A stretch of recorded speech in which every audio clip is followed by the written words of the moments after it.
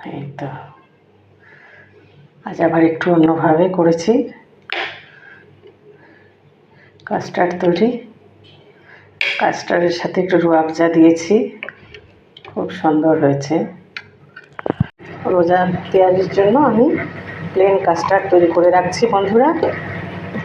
দুধ, custard powder, চিনি দিয়ে ভালোভাবে এটাকে ফুটিয়ে ঘন করে নিয়েছি। একটু ঠান্ডা হলে এটাকে আমি ফ্রিজের মধ্যে রেখে দেব। পরিবেশনের টাইমে ফালুদা সমস্ত ফল দিয়ে পরিবেশন করব।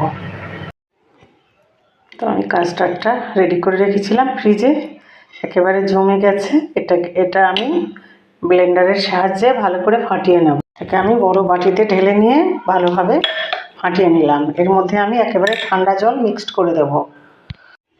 কিছুটা ঠান্ডা জল, বরফ জল এর মধ্যে মিক্সড করে দিলাম। একেবারে ব্লেন্ডারের সাহায্যে এটাকে আমি তরল করে দিলাম ঠান্ডা জল দিয়ে। এবারে আস্তে আস্তে ফল কেটে দিয়ে এর মধ্যে আমি দিয়ে পরিবেশন করব। রেডি হয়ে গেছে কাস্টার্ড।